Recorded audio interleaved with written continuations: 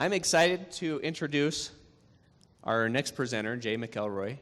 I'm going to share a little bit about her, and then we'll turn the reins over to her and her presentation. Just a little bit about Jay. Jay received her Bachelor's of Information Systems from the University of Pittsburgh and her Master's in Divinity from the Samuel Kelsey Bible Institute.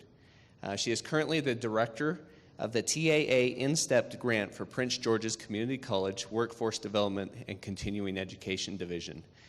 Jay is also the founder of McElroy Enterprises, a small business firm specializing in workforce and business development. Now, I first met Jay in person last September. I flew out to Maryland and met with Jay and her team. Had been working with her previous to that for about a year, as in this TAA InStep grant, they have adopted the use of TestOut to help as a key instrument in helping students obtain industry certifications and prepare for workforce success. As we met, Jay's team began this presentation, which was unlike any presentation I've seen to date from any other institution that I've been to. I was very impressed. One of the focuses that they shared with us in the presentation is they've gone into TestOut into the LabSim environment, pulled out data, and were able to find areas of weaknesses of the students, gaps of knowledge. And from that, they were able to then go and fill those gaps. Jay's going to talk about that today. So without further ado, I'd like to introduce Jay McElroy.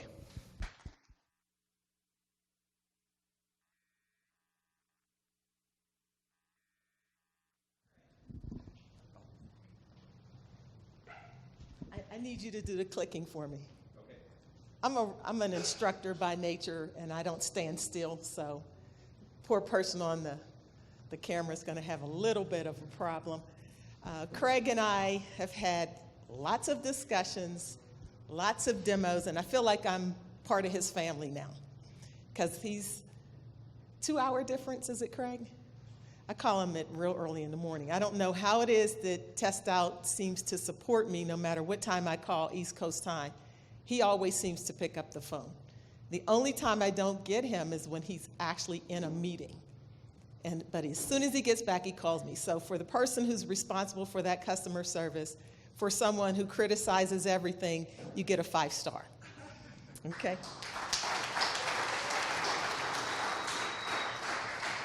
So as Craig says, I'm going to put my watch down here because I can talk. I'm really an instructor by nature. And I'm running behind, so I promise to get us back on schedule. Okay, so Craig and I, of course, met through the Department of Labor grant, and most people know as TAA. Do we have anyone here that is working on TAA, the round 1 through 4? No one in the room? One person, 2 people. Okay, excellent. It's a very interesting grant, and we have had some challenges. And in our investment in the grant, we had to train 65 students. And so what I did is I pulled students from everywhere. So when you ask me, who does this process work on? We had school teachers who had no background in IT, no interest, and the one in particular was a woman, okay? We also had bartenders, a lot of retail folks. We have had dislocated workers. We have had unemployed. We've had some who have just come in who have been working in the field and they have never received their certification. We've had a couple of students that have actually gone to various colleges but never seem to be able to attain their actual certification. So as I moved into this particular position, I did have to resign from my company, but I did bring some of the strategies from my company to the college to make it a success. So with these three sets of cohorts that we have of 65 students and the diversity that we had, I mean, it was tremendous diversity in the group. They were responsible for going through a 16-week program. Now you're going to say, Jay, you're crazy. And I'll say, yes, I am, because I work 7 days a week, and I literally start about 4 or 5 in the morning, and I go to about 10 or 11 at night. It is only until I met my husband that I just recently married, he had told me, you got to take off Sunday, and now he has me golfing on Saturday. So I don't work as much, but I still work, okay? So when the students came into our actual program, they were going to be responsible for going through A+, Net+, Security+. They are also looking at doing their MCSA. Does this sound insane to anybody? And then they had 14 other courses that they had to take on top of that, and that was all in 16 weeks. So so when they joined our group, we had them sign a contract and say, you're going to have no family life, no weekends, no nothing, but I'll guarantee you when you finish this program, you'll have a job. Okay? So they signed the contract, and after about the first couple of weeks, the sweat started pouring, the excuses started coming, but we had to keep them encouraged. So just to give you some statistics before we go through what we have here, we still have our first and second cohorts have completed. Our third cohort is about to complete. And for those of you who are working on grants, anybody here? Grants? Okay. We had a goal of 40 certifications that we had to get for our grant. From the 65 students that we have currently, and they're not finished testing, we have, for CompTIA, 165 certifications. They are obtaining certifications in A+, Net+, and Security+, between 8 to 10 weeks of being in our program. I've done a lot of research. I had my researcher do research. I have found no college or university or organization in the country that's doing what we're doing at Prince George's Community College. I'm not saying it to brag, but I'm saying it to say what I'm about to show you actually works. Okay? So one of the first things that we want to do, Craig, if you can go through, when we first started the actual program, you'll have to hit it a couple times, we looked at just doing self-pace. So we sat them down in front of the videos, and then they about crucified me after about the second day. So we had to make some adjustment. So we went into self-pace. We are doing what we call gap assessments. We also had to bring tutoring in, which I did hear a little bit, a flavor of tutoring that happened from some of the folks here that I've talked to so far, and we had the classroom instruction. So as you can see, the first few days we started out just with doing self-pace. And then when we introduced our gap assessment, we brought in the instructor, we put in our tutoring, but we did not eliminate the self-pace. We kept the self-pace there. But what we found were the most success, and if you're using TestOut and if you are an instructor, before your students even open up TestOut, before you even do any class, have your students take the practice exam. You have to have a baseline that you work from, okay? And then after that, we'll talk a little bit about the gaps. Now, one of the things that they do during the practice exams for TestOut is this screen here, if you have used it, is actually a screen that actually shows up when the student finishes. It actually outlines for them all the areas where they have difficulties or a lack. And I put this up there a couple times, so you see where it says, for the pros, this is extremely important data. The gap analysis that you pull from this data will determine the success rate of your class. Okay, and I'm going to share some of our successes in a couple of seconds. The con that we have for this, and I put this up there a couple of times, the students have to capture the screen for you. You cannot get this as an instructor. Have I spoken to TestOut about this? Absolutely. Okay? This screen is critical to the success of your students becoming certified. I can't begin to tell you how critical this is. They have to capture the screen. You have to cut and paste it. You got to blow it up because it comes out really small. Get this information, and I will guarantee you, if you use what I'm about to tell you, you will have great success, and you'll see your numbers tremendously increase, okay? We can go to the next slide. What we have done internally is we've taken each of the modules that they would have for each course that we offer, and we put in the subject area, and then we give the student an actual score. Now, what we have found is that if a student scores below 60 or below, they need help. 60 or below. And we have done this with people with attention deficit disorder, What's the other one that people can't think? Bipolar. I mean, these strategies work with all types of people. Okay, I can't begin to tell you the diversity that we've had.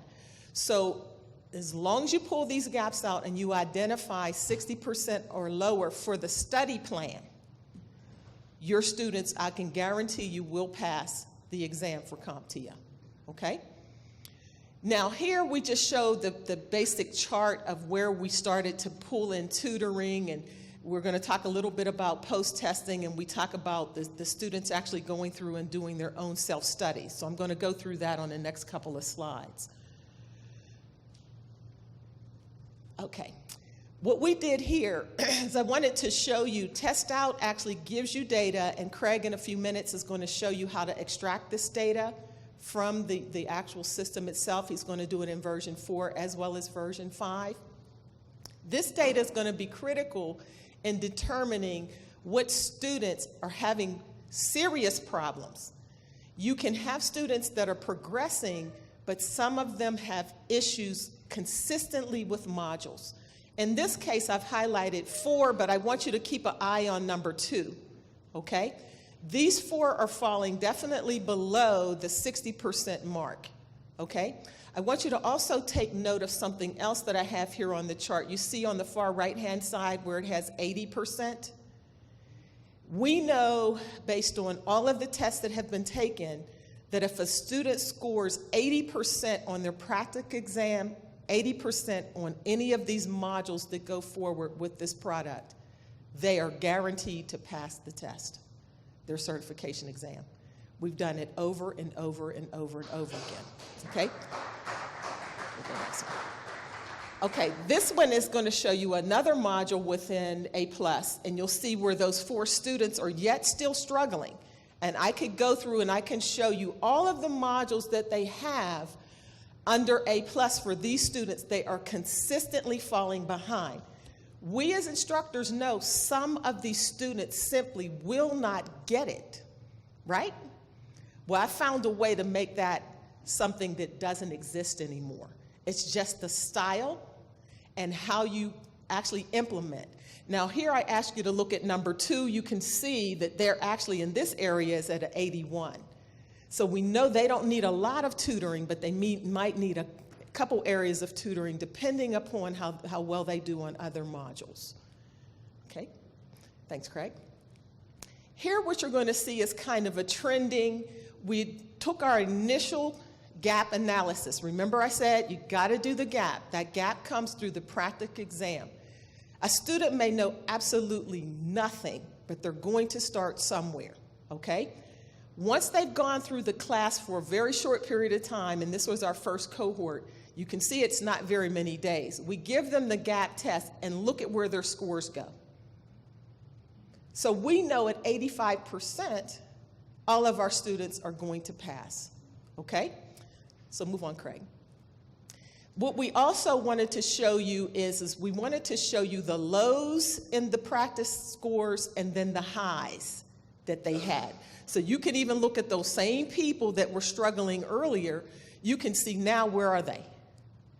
I thought they didn't get tutoring. I thought maybe we weren't doing some things right at first. But are they at 80%? Yes. Okay. These are the actual test scores. Now you do see the gray bars. We had a couple of students that ended up going out of our course due to medical reasons. So we were not able to gather further statistics on them. But when they went through, in the second column there, when they went through their TestOut 801 exam, you need 675 to pass that. Those that you see in green are all of those that passed. So what happened to the other students? Most of them panicked. You have the student that just simply can't test. I mean, I was in engineering. I couldn't do it. It was just crazy. Every time they sat me down, I just panicked when I went to test. But what we had to do was we had to go back and through our gap analysis and using the practical exam and going back and focusing in on each of the modules that they needed to for TestOut. When they went back for 802, which was 1 week later, look at the score. Look at student number 13. So we looked at his learning style, and we looked at exactly what he was failing in. We gave him a study plan, which I showed you earlier, and look at what happened.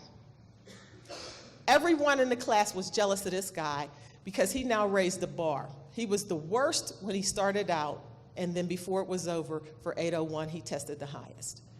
Now for 802, 700 pass rate, every single person passed on their first test. Is that pretty good statistics? So how many of you have stats like this right now? You know how many weeks they were in class for A+? 3 total weeks. This is what they did in 3 weeks. If you're not utilizing TestOut and have friends that are utilizing TestOut like this, you're probably going to want to share. And if they don't have it, you're going to want to recommend it, especially if they're on a grant. Okay. So we're just going to show you some quick stats from Network Plus. You can see where we gave them the gap. You can see the jump there. We used the same strategy all over again, all within 5 days. Correct, go ahead to the next one. These were their individual scores before and after. Okay. And then here are the actual highs and lows for Network Plus. Go to the next one.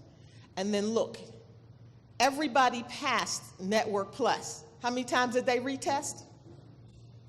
0. How many in here have that rate? Okay, go to the next one. So since it worked in A+, it worked in Network Plus, now we'll look at Security Plus. And these are real numbers, guys, that we have to report to the Department of Labor. And if anyone here knows anything about the Department of Labor, you know that they are the hardest organization to get anything approved in, right? Okay. Security Plus. Look at the numbers. Go to the next one. How many failed? 0. Unbelievable numbers, all from using TestOut as a tool, not just a teaching. Is everybody happy in here? Okay, good. This is actually not just the tool for teaching. This is a real tool for helping them get certified. I mean, this all jokes aside, I can assure you these 15 students that we had when we finished, I only had one young lady that basically told us at the end of course, she goes, well, I was only really here to get a husband. I said, really? It didn't work, right? Oh, sorry about that. But it didn't work. Of course, the guys caught on to it pretty early. But since their graduation in December, for the ones that you see here, of the 15, 13 of them are currently working, excluding the lady. There's one person we have not been able to get in touch with. They are working at the Pentagon, for Lockheed Martin, for several Army and military bases, and some for private sector. Some have gone on to do additional certifications, and salaries are absolutely through the roof. And we have one gentleman that was a bartender before he came to us, no IT background at all, none, 0. He came in, he did the program, he went to the Department of Commerce, he interviewed, they hired him. He says, I don't want the Department of Commerce. I'm like, how could you be choosing who you want? But that's his personal preference. You know how young people are, right? So we encouraged him to go out to a job fair. We have a gentleman that we work with who specifically focuses only on IT. He has a curriculum that's also helped us with getting our students placed. And he met him at a Fort Meade job fair. He walks up to the Social Security Administration, and he tells them that he finished this program and he had accomplished getting these 3 certifications in less than 10 weeks, and the guy offered him a job on the spot. 2 weeks later, he was offered a job at NSA. This is a young man who doesn't have an associate's degree. He has a high school diploma. So NSA, which is where he wants to work, Craig, told him as soon as he gets his associates, which will be at the spring of next year, they're going to bring him on board. All because of TestOut tools. You got to give TestOut a hand. You have to. Good to know.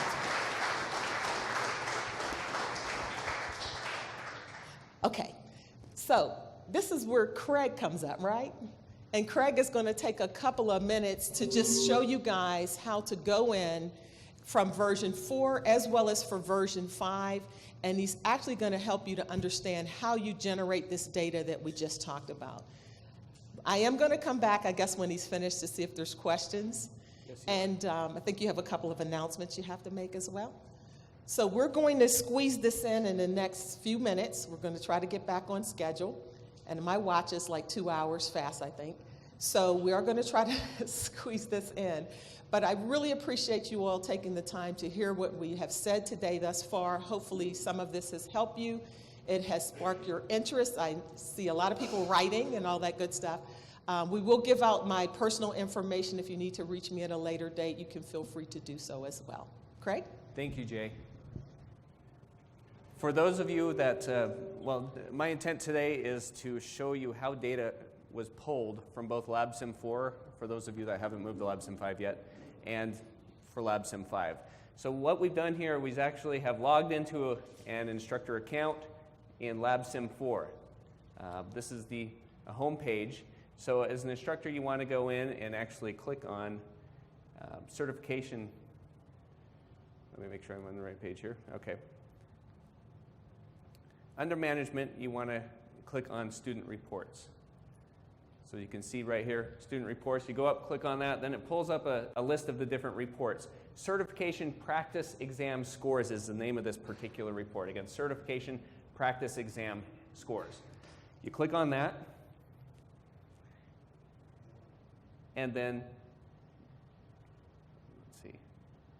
You also need to select the right class and the product that you want to see the results for. And at that point, you go down to the bottom right, build the report, and it will pull up this data. So you can see each of the students listed out, each of their attempts on the practice certification. Then you go to the upper, in this instance, the export as a CSV. You click on that, and you can save the document. Then you can open it in an Excel spreadsheet, and at that point, you'll be able to see the data as you see it here. And this is what Jay used to pull her data for what she was showing you earlier. That's how to gain the access to the data in LabSim 4. Now we're going to move on to LabSim 5. So in LabSim 5, when you first log in, you're going to see your classes already listed out. So you go over to here on the right and choose the right class and click on Reports. Then you'll find Certification Practice Exams, and to the right of that, you'll click on Run to view the reports for that particular class. You'll see the students listed here again. And then in the far upper right, next to the X, there is an export as CSV. You'll click on that little icon, and there's some options, and you'll want to export it as a CSV. And then you'll obtain the same data. So through both interfaces, versions of LabSim, you'll be able to access the data. So at this point, I would like to open it up for any questions that you have for Jay. And I got to find the other microphone. I guess you'll keep that one. Go ahead and keep that one. Jay? Okay. Yes. Bill Daphnis from Capella University. Great job, by the way. Thank you. I know I'm impressed. I think we all are. I'm wondering about the efforts in the 16 weeks of the instructor and the tutors. What did they do? How many hours a week out of, I think it's like 112 days? Were they in the classes 5 days a week? And how much tutor time was required by by the various students? Is there percentages there as well? Okay, it's back on. Okay. Now, in the 16 weeks, they had to take 21 classes. I need to make that clear. A+ was only 3 weeks.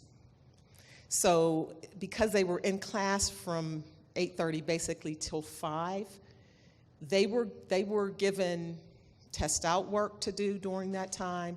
In some cases, we had hands-on work that they had to do in A+. They also had group sessions that they would come together and do various assignments. The instructor had to do instruction, and then from 5 until 7, Those who wanted to go went to tutoring. What we did is we would pull the data. We would have the instructor as well as the tutor have the same data so that they would know what was being taught through our lesson plan. So if a tutor came in, it could be anybody that came in, they would know exactly what was being taught and then what they were expected to teach. Now, one of the things that we did do is through the embedded assessments, we're calling them, through TestOut, we were able to take I guess we would call it kind of like a margin, kind of go across the board. It might be around 50 to 60% or less. If an instructor was teaching and their students did not grasp the information above 60%, they had to go back and either reteach it or give it to the tutor to teach. So that's one of the processes that helped us to keep everyone, even though we had slower learners, it helped us to keep them above board. Another thing that we did when we did testing, and I know that you run into this, you have some people who test extremely well. You have those that don't. When we first got the scores back, and go back to that on there for A+, we had all these people walking around with their chest out, oh, I got A+. I said, yeah, but you don't have A+, 801. The reason you don't really have it is because you should have gotten a 900 if you completed everything. But if you look at their scores, 700, 680, 685. I said, so you yet still have a gap. So in our students' minds, we did not accept the fact they passed A+ 801. We yet told them they had a gap. And in that gap, the instructors and tutors would go back and help fill those in, because if you look at A+, Net Plus, and Security Plus, they're all going to tie, even into Microsoft. So if they miss something, what are you going to do later? Try to get it? So these are some of the things that the students would go through over the weekends to make sure that those gaps were filled. And that is what the secret is for helping us to be able to be successful in that 100%. Okay? Yes, sir. Dave Oss from Marshalltown Community College. Hey, Dave. The students, did they have access to TestOut at home too, or they just do it during the school hours? Second thing is, on the certification test, every time they take a certification test, they get different questions. So how many times did you allow the students to take the certification final before you actually finished? Or did they take it many times till they got it? Okay.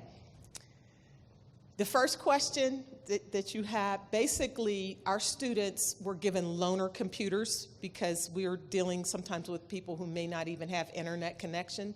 So they might have to go to Starbucks or go to a library or sneak onto somebody's in their apartment complex or whatever. So in our first cohort, we did give them computers so they had access to TestOut at all times. That was one of the first things. The second thing is that even though they had the access, the students, I want to say learning styles dictated also how we tailored their study program. So we know we have the audible learner. I learned, all you have to do is show it to me if I can do it. I mean, my second life, I do construction. My dad is a construction business. So if I can put my hands on it, I can make it work. That's why I don't do well in testing. Okay, so those students, each time we gave them a plan, we gave it to them based on their learning style. You see? Now, as far as the certification test, retest, they were only allowed to take it twice. They could take it the first time, and then the second time they had no choice but to pass it based on what we did. So they did not go in and take the CompTIA certification test multiple times. What you saw there on our sheet was actually the actual results. Now, the practice exam that they can take from a TestOut perspective, we know there's about 600 or so questions. We don't encourage them to take those tests very often because then it becomes a memorization. And when you get to CompTIA, it's not about memorizing what you did in TestOut, right? So what we had to do is we had to use a combination of the labs, the troubleshooting, and the practice exam. And I want to make a real quick note because populations that we've dealt with were all different, came from all diverse cultures. We had one guy who was taking the practice exam, And we walked past him, and he's like on the internet looking for the answers. Isn't that funny? So from that point forward, we had to have all of our exams proctored.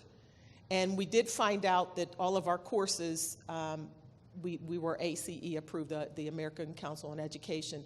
We have all of our courses approved right now. But we did do the actual practice exam that way.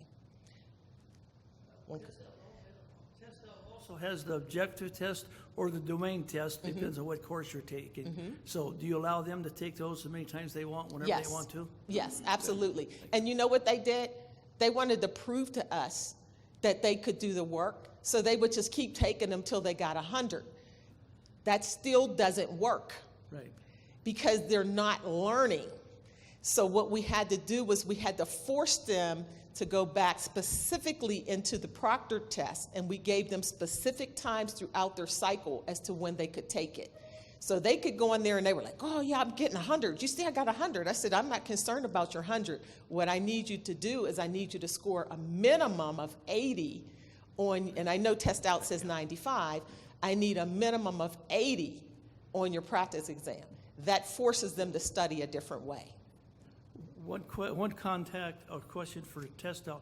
I wish you'd make them all domains, practice, or objective instead of changing them in different courses. Yeah, that's true. Yes, anyone else? Oh, yes. James Major, Independence University. First of all, you have bragging rights. Hands down, you got bragging rights. In addition to the CompTIAs, did you also have them do the TestOut exams themselves, or was it just CompTIA?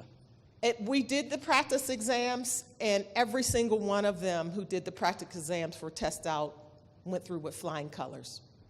So there is a difference between what they do, because we did the CompTIA and we did Microsoft. So if you have students that are doing Microsoft and you're using the strategy for TestOut, there is a difference because of the new, I guess, DoD directive for 8570 for Microsoft, that Microsoft has actually changed several of the questions that they have on the exam. So for Microsoft, it's a little different. If you want to talk a little bit offline with Microsoft, we can do that. Are you referring to the TestOut Pro certification? Yeah, he's talking about the Pro Cert. Yeah, he was talking about the Pro. Yes, sir. Are there any cost to students? That's my first question. Second You said, is there a cost? cost? Yeah. The cost was covered for them by the grant. Okay. How the experience can be repeated in other areas? I'm I sorry, mean, I didn't understand your question, sir. How your experience can be reduplicated in some other areas other than Princess George? That's where you're from? Yes, sir. Like I'm from Salisbury, Maryland. Can we easily bring what you do there to Salisbury? Absolutely. There's this, I think that was one of the reasons why they wanted me to come to speak here, is because this is transferable. I don't care where you are in the world.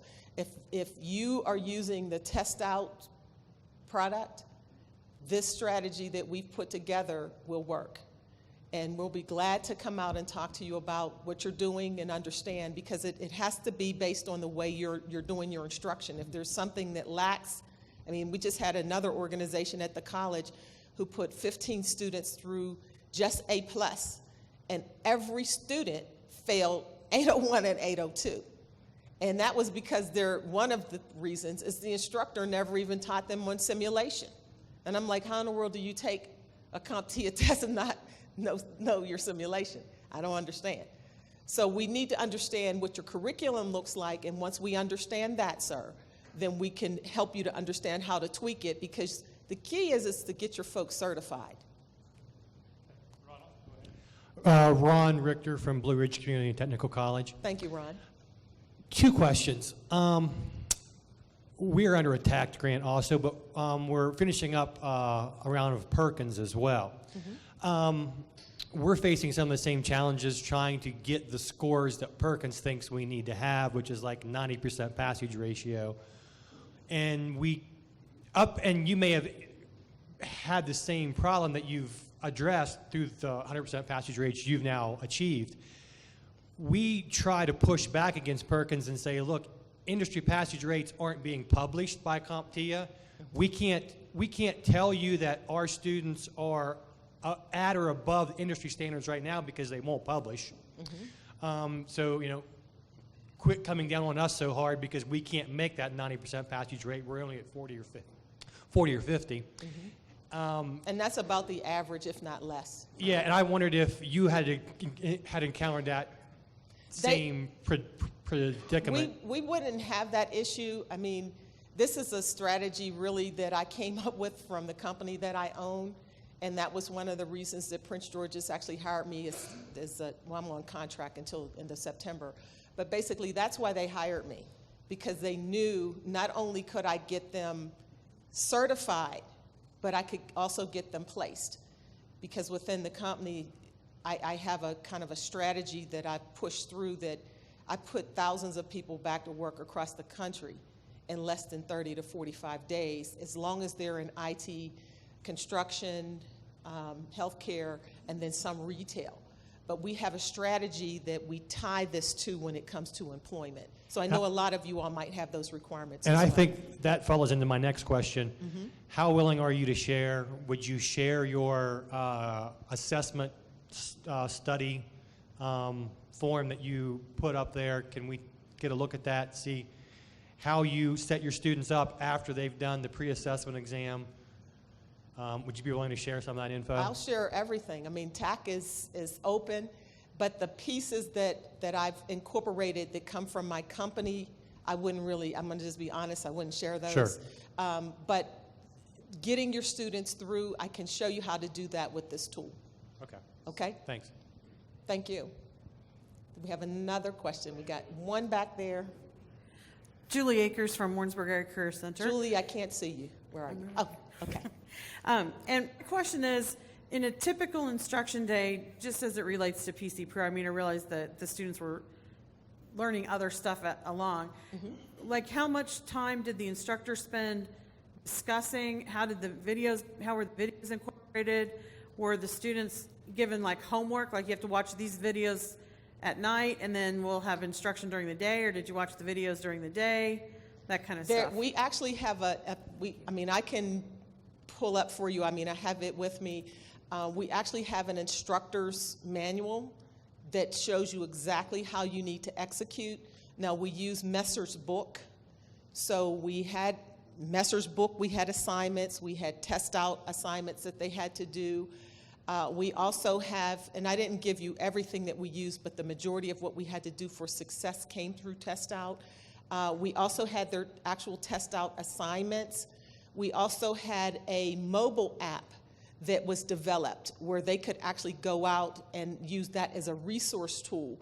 Like if they ran into troubleshooting issues with TestOut, they could use the mobile app to find answers. Okay, so we had other tools that we utilized as well. So the instructor guide you're willing to share? Absolutely. Absolutely. I mean, if that's something that you all would put up on your LinkedIn, we're willing to definitely do that. As I said, I have the curriculum with me right now, so they can, as soon as I sit down, I can go back and we can have those, and I have A+, Net+, and Security+. We will make available to you all not just the student guide, but we will also make available to you the instructor's guide. Okay?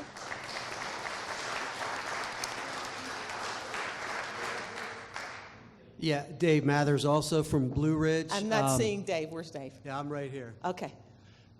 So I think you just answered the question that I had, but just a comment on top of what you're saying. We're doing something very similar, and I think that was the reason for Ron's question. We've built essentially our practicum class around the TestOut curriculum because we believe it works. And so, but we'd love to chat with you later and just kind of see how your mapping lines up with what we're doing. We don't have the hard data that you have yet because this was part of a practicum improvement plan that we set up.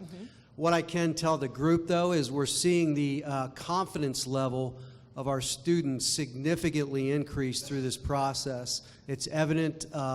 We go through some questioning in class, and their ability to not only answer questions, but really articulate the reasons is substantially increasing through this process. So, Absolutely. And thank you so much for that comment.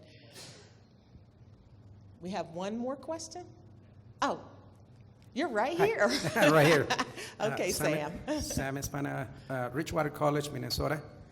So I'm familiar with different learning styles, teaching styles, and you mentioned during your discourse that with the struggling students, sometimes you had to tweak the delivery to accommodate for their different learning styles. The question I have is, did you provide any learning styles assessments before or after the test? Actually, I have an assessment tool that came from my company, and we have some things that we've developed that will tell us who will be successful in IT and who will not be successful That's what I wanted. in IT. So what we did in the first cohort, we wanted to find those students that could actually pass a certification exam and what their difficulties were. The second thing is when we went to cohort 2, we just picked, I would call them, they're not the cream of the crop. How about that? Someone that would just walk off the street and come into your college. It still worked for them. The only students that were not successful, and we do have some that were not successful, were those who did not apply themselves. So what we would do is we would go in, and TestOut actually will tell you how long someone spends in a video, how long. We could take the statistics from those things and determine how successful a student would be. And I'm not talking about a student that just kind of went out there and put their video on and went down the street grocery shopping and came back. I'm talking someone who actually sat down. We took and we have data on this as well, the amount of time that they spent in TestOut, we can relate to the scores that they get as well. So all of those things were wrapped in it. I don't want anybody to think we just pulled some people, we recruited them, they were the best of the best of the best. They were not. We went to every industry that we could. People who basically just got their GEDs. We had homeless people. So I'm telling you, one of our homeless guys, I'll just share this with you, this man lived in at least 4 places within 16 weeks. We gave him a computer as a loaner. He went to the library, to Starbucks, or wherever he had to go. This man is now currently working in Georgia, and he's making over $65,000 a year. Okay? I can tell you that this young man, and I have to say this as well because this is an area that holds dear to me. I mean, I'm almost 60. But when I turned 50, they laid me off. This young man was 57 years old, and he was able to obtain employment in a society that says after 50, you're a throwaway. Okay, so and he had a lot against him. He had his age, he had his education. He didn't have everything that he needed. And he is yet working today, and we've just getting more and more stories from him and so many others. I know I'm way over my time. Does anybody? Okay. Good morning. Good morning. My name is Tim Gill. I'm from Tyler Junior College in Tyler, Texas. And one element I haven't heard y'all talk about, particularly about your program, and my questions I don't intend to detract from the great results you have there. What I've been concerned about personally, and it came up here, is can you tell me about the amount of time that they did hands-on practical things during that? Just approximately what percentage of their time was hands-on practical activities? What I will do is I need you to log on to LinkedIn as soon as I give them that link, and it will give you the exact amount of time that they utilized. We did not spend a tremendous amount of time. I would say it's probably less than 5% of the class. And the reason for that is until you understand, I want to say, what's going on in the real world. See, I come from the real world. I just was inserted into education.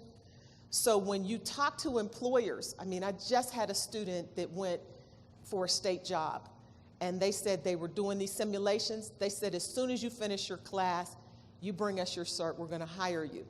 It's not always so much the hands-on. The hands-on will work well for those people who operate and function like I do. I'm a visual, touchy-feely person. In today's society, with all the stuff that's going on in the cyber world, it's going to be about simulation.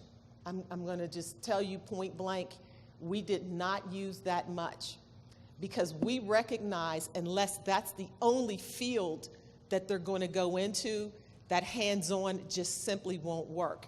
So what we did is we had them go through the simulation, and then we turned around and reinforced it with the hands-on.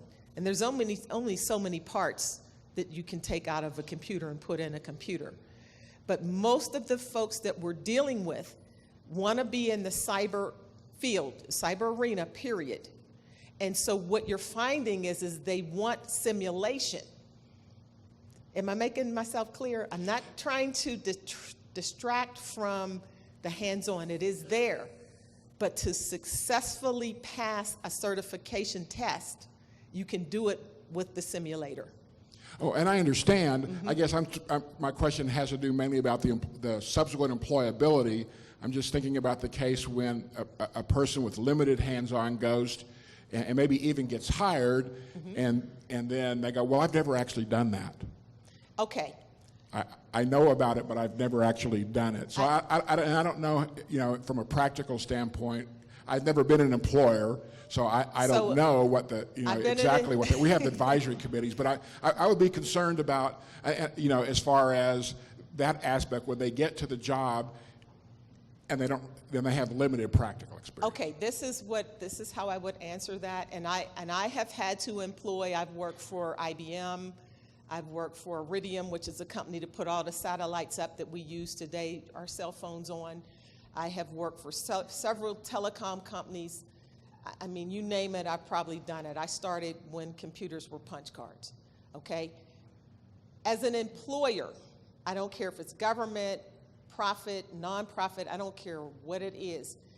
Our students are walking in basically with no experience. So what they need them to have is a general knowledge of what they're to do. It is not expected that they're going to come in because each organization has a way that they do things, they have their own methodology, and then they have their own culture. Those are the three things you have to think about when it comes to employment. So even though I've gone in and I've actually put a computer together, I've actually networked it into some piece of wireless equipment, that experience is going to be minimal. And you have to look at the culture and the practices of the firms that they're going into, and wherever they go, even if I go in with experience, I'm going to have to adapt to what they say. So if you can show a general understanding of the work, which is what you're going to get in TestOut with minimal hands-on, they will take you. I know that's my signal. And I can't take another question unless somebody that has authority says I can take it. But does that answer your question, sir? You had one more hand back there, and I know I got to go. This is not the end of the discussion. We invite you to join us in LinkedIn for the online discussion. Also, if there's anything that you want to continue, I guess we are taking one question after this. Okay. After this one question, if there's... To that, you had mentioned the DoD 8570 before, and each one of these certs maps to that 8570. Exactly. And so government organizations or contractors that contract with the government are really looking at these certifications as the measurement and the gauge. So it's really important. So as far as employability, that's a real big gauge. It's huge. I agree with you 100%. The only thing that I had hoped that the college would have thought through a little bit more before I got there and they put the grant in. They went with Microsoft versus the CCNA, and if they would have done CCNA, then the students would have been 8570 AIT level 1 certified in any agency any agency in the government and any company who does business with the government will snap you up. And what I didn't show you here was how many of these students are now cleared with secret clearances, and some now even pursuing top secret clearances. So these guys are getting themselves into some really big money and some really big things. And matter of fact, I just received an email, and I will share this as a last closing. I had a gentleman who was brought into the program as one of the last people in our first cohort. And he has had 2 positions since December. And he sent me an email this morning accrediting his opportunity of using the TestOut tool to directly contributing to him being able to move to another company. He's not only moved there, but he's been promoted since he's been there because of all the simulations that he did in TestOut. And I can share that today because he sent it this morning. So. Thank you, Jay. Thanks for all you're doing to make a difference in the lives of your students. Thank you.